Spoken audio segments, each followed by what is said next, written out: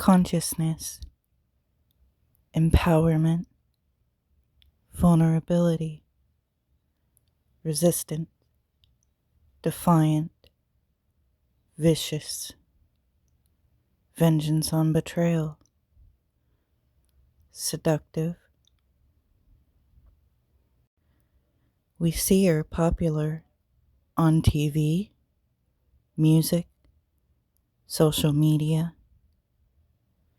The dark feminine, it challenges the status quo, forces us to see our bias, our insecurities, and mirrors our perception, a reflection of our societal programming and collective unconscious attitudes of the feminine. Be honest, how much involving women on social media or media has triggered you or a reaction within you? Insecurities, worth, jealousy, envy, disgust, anger, or proudness, perhaps admiration. Have you ever idolized a strong female character in a show? I know I have, because you recognize parts of yourself from her.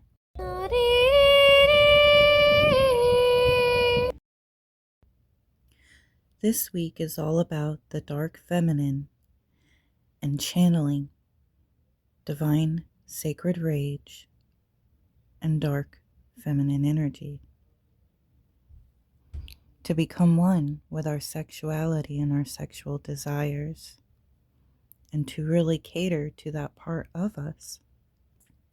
There's so much more to the dark divine feminine energy than what I or I think other people even realize. Energy can challenge not only the status quo, but challenge us as well. She mirrors us to show us that it's okay to be certain things that we may feel ashamed to be, whether it's due to our own limitations or beliefs that we impose on ourselves, or the ones that society has programmed us to believe. Beliefs to challenge while working with the dark feminine are as follows. Desires are bad. Fears are bad. Aspirations are not practical. Social norms are normal or right. Self-imposed limitations, socially imposed limitations. Morality being black and white and easily explained. Inherited beliefs from family, school, work, etc. Rediscover the wild and feral self, the untamed you, the primal you. When we connect with our divine feminine energy, our consciousness resides in the upper three chakras. We balance this energy by accepting and centering and letting it flow through our human lower three. Be nature's embodiment. Find personal power through working with the dark divine feminine. Society has oppressed this energy out of fear of the feminine. But I have a personal belief that this is what has caused a rise of dark feminine energy in our world. When we try so hard to suppress something else, such as divine feminine energy, creating an imbalance, then she will be heard, because the dark divine energy refuses to not be heard. Sometimes dark can get mixed up with the word evil. We see this depicted time and time again when the patriarchy overwrote a lot in history, or they attempted to suppress the feminine by making her a sorceress or evil or a witch. Whether it be a female goddess who was immoral and wrong, or promoted violence. Let's just say for a moment that the story of Medusa we were told was wrong. This is just my made-up story for argument's sake, but it's possible. It never did sit right that after Medusa was attacked, then Zeus's wife turned her into a monster. It never did really resonate. Why not attack her husband? Why innocent Medusa? I'd much rather rewrite that, where after she was attacked, she inherited this monstrous dark energy as a protection for herself against men or against anyone who would hurt her in the future. Because Lord forbid that one of these men could take accountability for something that they did. So, of course, the story would be written to where Zeus would have no repercussions at all. But maybe that's just my own sacred rage I'm channeling at the moment. The point is, all of these stories always come with a warning of lessons, obscuring the dark feminine. Now, there's a shift happening in our world, and I dare say the dark feminine is responsible. It is a dark energy emerging, renewed. We see it in feminist movements, regardless of balance. It doesn't matter, because the dark feminine doesn't care about harmony through the journey, only for the goal. And until she reaches it, her anger and chaos will be seen. We're realizing we can harness and direct this energy for empowerment, strength, self realization, and spiritual advancement, among other divine feminine traits. The feminine is daring, courageous. She's a defender, a warrior, an aggressor. She's cunning, manipulating, seductive, enduring, resilient, just, and wise. She will bring upon your demise and beat you at your own game. Checkmate. So, week 3, nurturing darkness. The theme of the week is healing and self acceptance. The goal is to embrace our darkness and emotional release. The journaling prompt: what emotions have I not allowed myself to feel or express due to the social suppression and oppression on how emotional, in quotes, a person is or may seem crazy or unstable or not taken seriously? How do these things make you feel? I know at the live there was a lot of beautiful women there, and we seem to have done this naturally together. And to me, that is a sacred thing. I appreciate each and every one of you, and I hope you know how strong and brave you were. I do know there have been some criticisms in the community already. My thoughts on this is, it's not a toxic thing to feel what you have to feel.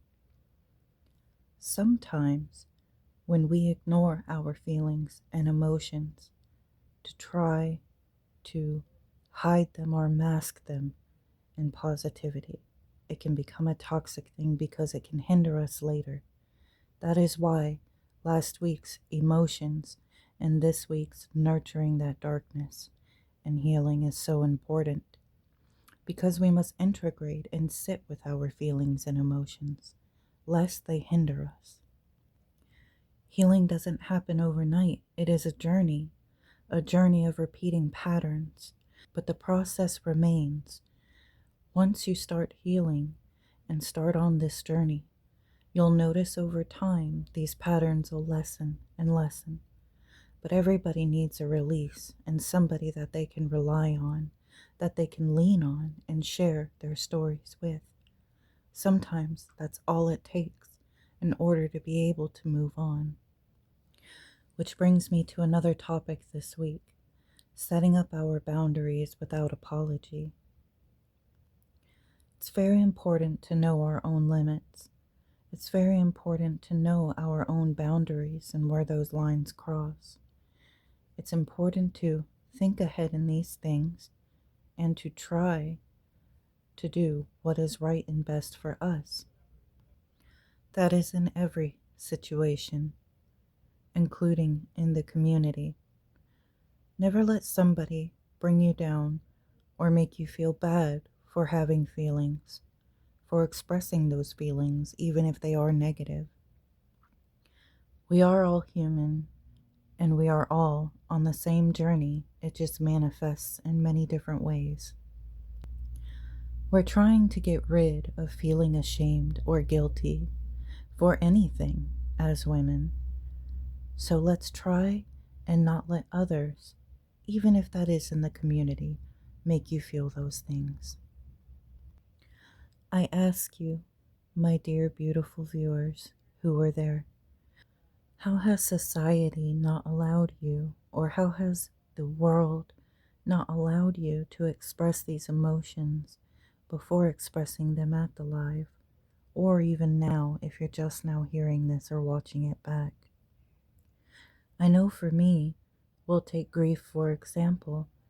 It's almost as if the world will only allow you so long to grieve, but then after a certain time, they expect you to shove it away and just get over it already. Well, I'm here to tell you once again, healing is a journey. You can grieve over many, many things. But this is why the journey of healing is so important. And again, it doesn't happen overnight. Though I do agree it is important not to sit and drown in our grief. But sometimes it is so crippling that you have no other choice until your personal healing growth happens. So dig deep in your journaling this week. Try to really analyze how you internalize feelings of anger and what is it you're exactly angry about.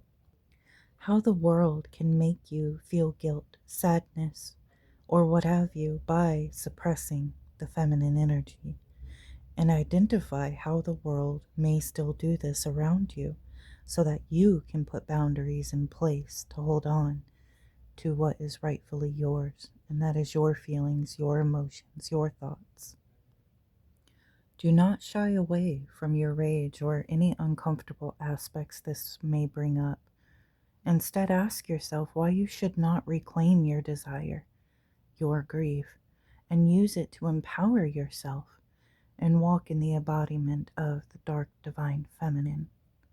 Use it as a motivator to do better. How can you use and direct this to motivate you to become stronger? Step into your full power, not just the pretty parts that we like or that the world likes, but your full power. Speak your truth, even if your throat knots up, even if it's awkward. And then join me later in the week, ladies. If you would like to post it, please do. If you'd like to keep it private, that is okay. But let's create a sacred fire and let's do a rage release ritual.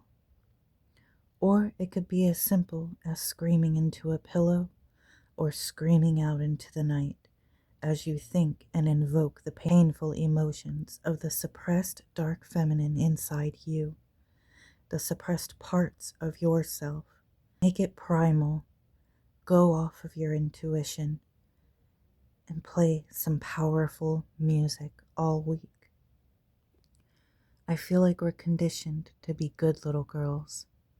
Well, I say screw that.